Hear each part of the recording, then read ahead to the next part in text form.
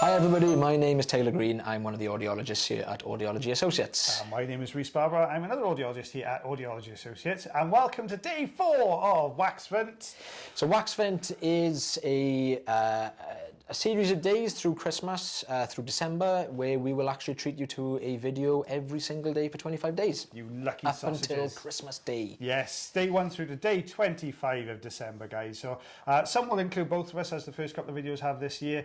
Some will just be myself, some will just be Taylor. We're just going to play it by ear, if you pardon the pun, as we go through. So this is actually your video. Now, I've never seen this one before. This looks tough. Yeah, cotton buds, as you can probably tell if you follow earwax removal videos, if you follow the page. So you can see very, very typical. We tend to see this quite often. You can see that wax has got a big dent right through the centre. A big centre. Makes it harder, doesn't it? Because when the cotton bud goes in, it squishes everything to the sides. So it is literally welded to the canal wall, not an easy one to get out. So what I was going to say, what we're trying to do here, I can obviously see we've gone in with the suction. It's not really doing anything for us. So it's obviously a lot harder than what I was expecting. So we've gone in with the crocodile forceps here. You can see already. Oh, that's a good one. And we're just trying to give it a bit of a wiggle. We're trying not to lose that grip or pinch too hard because we don't want to tear through the... Oh, that's exactly what's happening. It's so thin, isn't it? When it's pushed to the side, it's so easy to do, to tear through it. Yeah. Oh, that's coming away nicely. Yeah. Oh, that's going to break away, I can already tell. It's almost, going to it's break nearly away, there, it's nearly there. So we're going to break away this front section. Now, you probably would have seen it around the wax. You could almost see like a sheen where this patient's actually been using a lot of olive oil before coming into clinic. Yeah. So we're swapping now to the standard size ulnar tube because we've started moving this out. What I'm kind of thinking when I was doing this is that I thought this was going to come out really easily if I give it a good old wiggle, but it's putting up a bit of a fight for us. It is. The thing is, you've got that flatter surface now where you've lifted and sort of scooped it up and get that grip on it there. And sometimes you'll be able to wiggle it, but it just depends how long they are, doesn't it? Sometimes they just drop back a bit too far. You haven't quite got the wiggle on the back end. Yeah.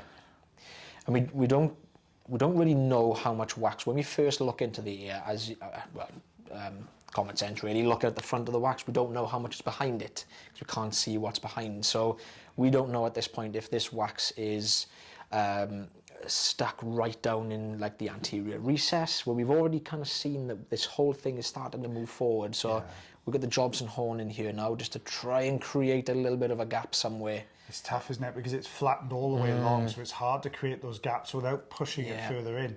Well, that's good. There we are. You could see as soon as we pull that one side, I've just torn a little channel through it. I know. But you can already see that we've created that little gap, so we can now see right the way down the ear. So we're just trying to hold this grip with the jobs and all.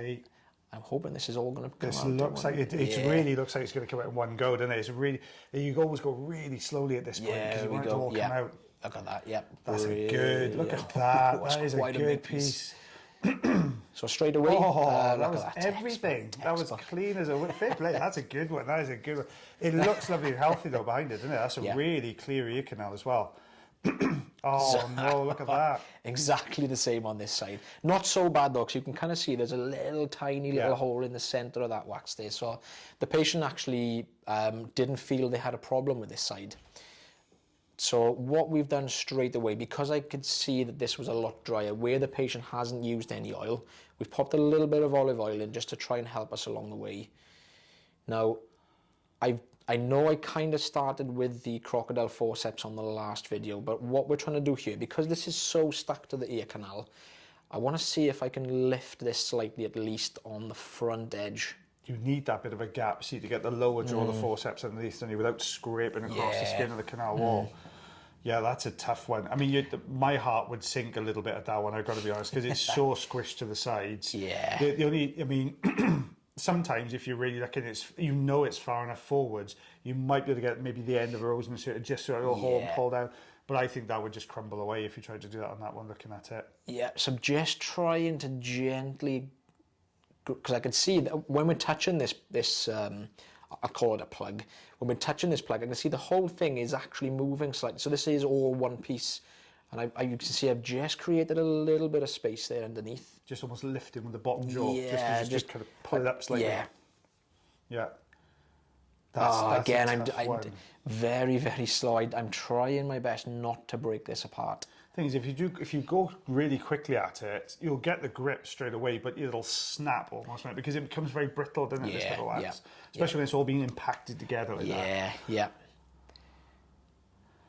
I'm just not getting it. Yeah, the problem with it, because this particular crocodile forceps is what we call a fine jaw.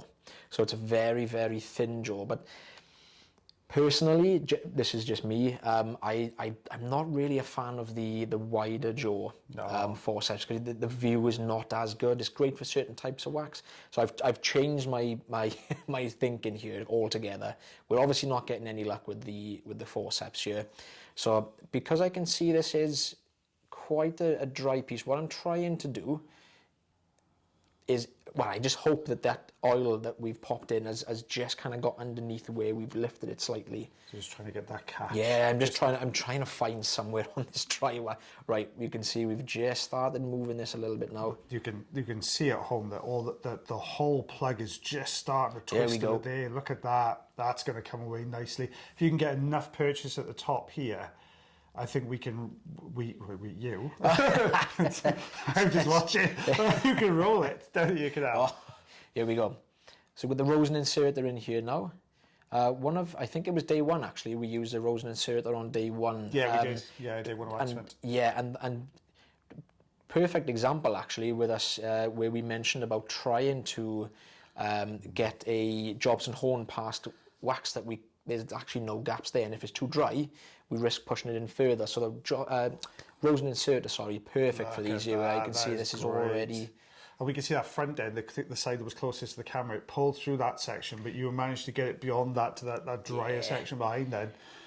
So that's coming nicely. So we're going to go into that little hole now, I think, that was in the middle of that wax. Yeah. There we go. You can see those layers in there, can't you? It's almost like almost layers of dry. They look like dry skin, but it's actually little pieces of dry wax. Yeah, my goodness me, that was a good one. Oh, it fell off. As usual. Always dropping wax on people's shoulders. Very camera shy as wax. It doesn't like to be on camera for too long. There we go, brilliant. Yeah. That came away nicely as well. Yeah, perfect. Oh, that is dry as a bone as well, that piece you can see there. Heart kind of sank a little bit when he said there was no problems there, and I could see it. I see what was there afterwards. Oh, what are you doing this time? So we got, so I'll do the inches this time. We've got just under 1.5 inches. 3.5 centimetres, or just over 3.5 centimetres, guys. So thank you very much for watching the videos today. I forgot to ask you to subscribe. If you do enjoy these videos, please subscribe. If you really enjoy, give us a thumbs up on this video. And as always, guys, take care of yourselves. Take care of your ears. And take care of one another seamlessly. Perfect. And we'll see you guys soon. See you guys real soon. Bye, Thank everyone. you. Bye.